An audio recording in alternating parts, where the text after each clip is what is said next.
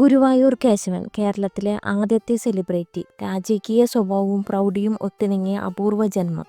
ഗജരാജൻ ഗുരുവായൂർ കേശവൻ. ഈ പേര് കേൾക്കാത്ത മലയാളികൾ ചുരുക്കം. ഒരു ആനയായി ജനിച്ച് മനുഷ്യകുലത്തെ പോലും അസൂയപ്പെടുത്തുന്ന സൽപ്പേരും പ്രശസ്തിയും നേടിയ ഗുരുവായൂർ കേശവൻ കേരളത്തിലെ ഏറ്റവും പേരുകേട്ട ആനയാണ്. ശാന്ത സ്വഭാവം, ഗാംഭീര്യം, തലയെടുപ്പ്, സൗന്ദര്യം, ശക്തി എന്നിവ ഒത്തിണങ്ങിയ ആനയായിരുന്നു. ഗുരുവായൂരപ്പൻ്റെ തിടമ്പ് 40-ൽ കൂടുതൽ വർഷങ്ങൾ സ്ഥിരമായി എടുത്തിരുന്നു. ഗുരുവായൂർ ക്ഷേത്രത്തിലെ ചിട്ടകളെക്കുറിച്ച് നിഷ്ഠയുണ്ടായിരുന്നതായും പാപ്പാൻ പറയാതെ തന്നെ തളച്ചിരുന്ന സ്ഥലത്ത് നിന്നും എഴുന്നള്ളിപ്പ് സ്ഥലത്ത് മറ്റും തനിയെ എത്തിയതായും പഴമക്കാർ പറയുന്നു. ഒരാളെപ്പോലും ഉപദ്രവിച്ചിട്ടില്ല. ഒരിക്കൽ പാപ്പാനോട് പിണങ്ങിപ്പോകുമ്പോൾ ഒരിടവഴിയിൽ വെച്ച് എതിരെ വന്ന സ്കൂൾ കുട്ടികൾക്കായി വഴിമാറിക്കൊടുത്ത കഥ പ്രശസ്തം. ഗുരുവായൂരപ്പൻ്റെ അഭിമാനം സംരക്ഷിച്ചിരുന്നു. ഗുരുവായൂരപ്പൻ്റെ തിടമ്പൊഴികെ ഒന്നും മുൻകാലിലൂടെ കയറ്റില്ല എന്നും വേറെ എവിടെ പോയാലും തിടമ്പേറ്റിയല്ലാതെ പങ്കെടുക്കില്ല എന്നും ആളുടെ നിയമമായിരുന്നു. കൂടുതൽ വലിയ ആനകളുണ്ടെങ്കിലും തിടമ്പേറ്റിയാൽ കേശവൻ്റെ തലപ്പൊക്കം കൂടുമെന്ന് പ്രശസ്തി. നിലമ്പൂർ കാടുകളിൽ കളിച്ചു വളർന്ന കുട്ടിക്കൊമ്പൻ ആരോ കുഴിച്ച വാരിക്കുഴിയിൽ വീണു. അവിടെ നിന്നാണ് നിലമ്പൂർ കോവിലകത്തെത്തിയത്. നിലമ്പൂർ കോവിലകത്തെ രണ്ടാമത്തെ കുട്ടിക്കൊമ്പനായി വിലസുന്ന സമയത്താണ് മലബാറിലാകമാനം മാപ്പിള ലഹള പൊട്ടിപ്പുറപ്പെട്ടത്. മാപ്പിള ലഹളയുടെ ഭീതി കൂടിക്കൂടി വന്നപ്പോൾ ആക്രമണം ഭയന്ന് നിലമ്പൂർ കോവിലകം വലിയ രാജ തൃശ്ശൂരിലേക്ക് താമസം മാറ്റി. സ്വത്തുവകകളെല്ലാം കാര്യസ്ഥനെ ഏൽപ്പിച്ചു. എന്നാൽ ലഹളക്കാർ കാര്യസ്ഥനെ വധിച്ചപ്പോൾ കാര്യങ്ങളെല്ലാം അവതാളത്തിലായി. തൻ്റെ സ്വത്തുക്കളെല്ലാം നഷ്ടപ്പെടാൻ തുടങ്ങിയെന്നറിഞ്ഞപ്പോൾ തമ്പുരാൻ പരിഭ്രാന്തനെ ഗുരുവായൂരപ്പനെ വിളിച്ച് കേണപേക്ഷിച്ചു. നഷ്ടപ്പെട്ട സ്വത്തെല്ലാം തിരികെ ലഭിച്ച ഒരു കൊമ്പനാനയെ ഗുരുവായൂരപ്പന് നടയിരുത്താമെന്ന് നേർന്നു. ദൈവഹിതം മറ്റൊന്നായിരുന്നില്ല. തമ്പുരാന് സ്വത്തെല്ലാം തിരികെ ലഭിക്കുകയും കൊമ്പനെ നടയിരുത്താൻ തീരുമാനിക്കുകയും ചെയ്തു. അങ്ങനെ 1922 ജനുവരി 4-ാം തീയതി കുട്ടിക്കൊമ്പൻ കേശവനെ നടയിരുത്തുന്നത്. ക്ഷേത്രത്തിൽ നടയിരുത്തുമ്പോൾ കേശവൻ ചെറിയ കുട്ടിയായിരുന്നു. അന്ന് അവിടുത്തെ കേമനായിരുന്ന കൊമ്പൻ പത്മനാഭനായിരുന്നു. അന്ന് ശിവേലിക്ക് 2 നേരവും എഴുന്നള്ളിച്ചത് കേശവനെയായിരുന്നു. ഗുരുവായൂരപ്പൻ്റെ സുരക്ഷിത വലയത്തിൽ പിന്നെ കേശവൻ വളർന്നു. കേശവൻ്റെ 2 പാപ്പാന്മാരായിരുന്നു മണിനായരും ചെറിയ അച്യുതൻ നായരും. മണിനായർ കരുത്തനും ആരോഗ്യ ദൃഢഗാത്രനുമായിരുന്നെങ്കിൽ അച്യുതൻ നായർ ശുഷ്കിച്ച ദേഹപ്രകൃതക്കാരനായിരുന്നു. കരുത്തനായ മണിനായർ എപ്പോഴും കേശവനെ പേടിപ്പിച്ച് നിർത്ത പ്രകൃതക്കാരനാണെങ്കിലും അച്യുതൻ നായർ സ്നേഹം കൊണ്ടാണ് കേശവനെ കൊണ്ടു നടന്നത്. സ്വന്തം മകനെ പേര് വിളിച്ച് പെരുമാറുന്നത് പോലെ മോനെ, കുട്ട, കേശവ എന്നൊക്കെ പറഞ്ഞ് കേശവനെ പരിലാളിച്ചു. ആനയഴകിൻ്റെ അപാരതയും തലയെടുപ്പിൻ്റെ സവിശേഷതയും കൊണ്ട് കേശവൻ അന്ന് ദേവസ്വത്തിലെ മുൻനിരയിൽ ഉണ്ടായിരുന്ന പത്മനാഭനെ മെല്ലെ മെല്ലെ മറിനടക്കാൻ തുടങ്ങി. തിടമ്പേറ്റിയാൽ പിന്നെ തലയുയർത്തിയുള്ള കേശവൻ്റെ നിൽപ്പ് മറ്റാനകളെ അസൂയപ്പെടുത്തുന്ന വിധത്തിലായിരുന്നു. കുറച്ചു കാലത്തിന് ശേഷം പത്മനാഭൻ ചെരിഞ്ഞപ്പോൾ കേശവൻ പിന്നെ ഗുരുവായൂരപ്പൻ്റെ യശസ്സുയർത്തുന്ന ഗജരാജനായി മാറി. മാതംഗശാസ്ത്രത്തിലെ ഗജരാജ ലക്ഷണത്തിൽ നിർദ്ദേശിക്കുന്ന സമസ്ത രാജകീയ ചൈതന്യങ്ങളും രാജകീയ സ്വഭാവവും പ്രൗഢിയും ഒത്തിണങ്ങിയ അപൂർവ ജന്മം. ഉയരമോ 11.5 അടി ഉയരം. കൊമ്പിൻ്റെ കടവായിൽ നിന്ന് പുറത്തേക്കുള്ള ദൂരം 4.5 അടി. അപൂർവങ്ങളെ അപൂർവമായി കാണുന്ന ലക്ഷണമൊത്ത നിരയൊത്ത 20 വെള്ള നഖങ്ങൾ. അതിനെല്ലാം പുറമെ അപൂർവതയുള്ള അനേകം സ്വഭാവ സവിശേഷതകളും. പേരും പെരുമയും കേശവന് ഒരുപാട് കിട്ടിയെങ്കിലും പേരിനൊപ്പം ഭ്രാന്തൻ കേശവൻ എന്ന ചെല്ലപ്പേരും കിട്ടി.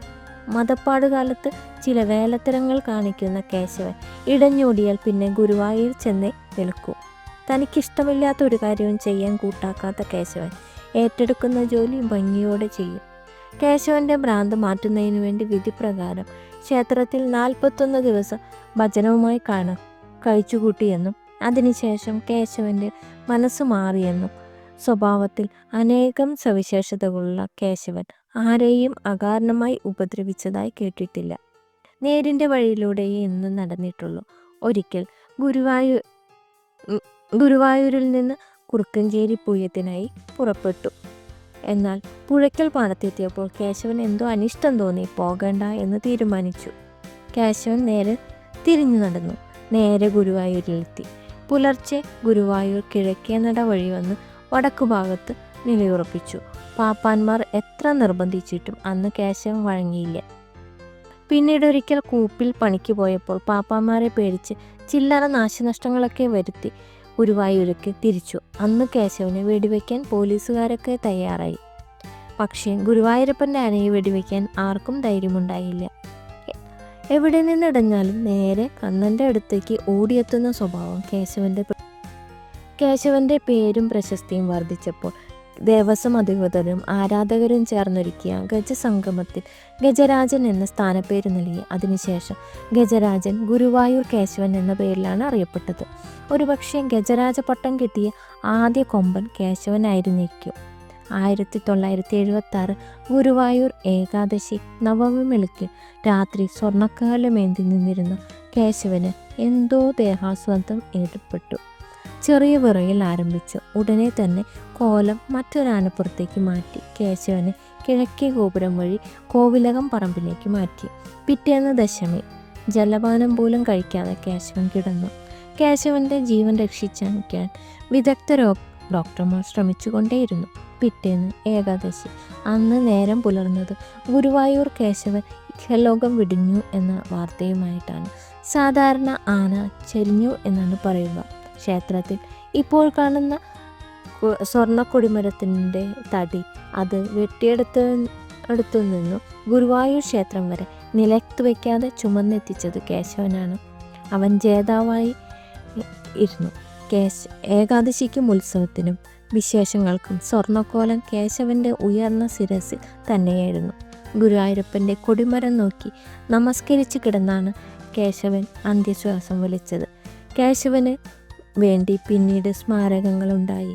കേശവൻ്റെ ചരമദിനം ദേവസ്വം വർഷാവർഷം നിരവധി ആനകളുടെ അകമ്പടിയോടുകൂടി ഹാരാർപ്പണം നടത്തി ഓർമ്മ പുതുക്കുന്നു. കേശവൻ്റെ 2 കൊമ്പുകളാണ് ക്ഷേത്ര കവാടത്തിൻ്റെ ഇരുവശവും ഇന്ന് കാണുന്നത്. കേശവനെക്കുറിച്ച് നിരവധി പുസ്തകങ്ങളും കവിതകളും സിനിമകളും TV സീരിയലും ഇറങ്ങിയിട്ടുണ്ട്.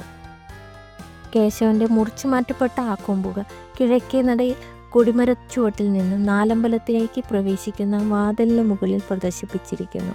ആ വലിയ കൊമ്പുകൾ കാണുന്ന ആർക്കും കേശവനെ ഓർക്കാതിരിക്കില്ല. ഇന്നും ഗുരുവായൂരിലെ ആനക്കൊട്ടിലായ പുന്നത്തൂർ കോട്ടയ്ക്ക് ഒരു രാജാവേ ഉള്ളൂ.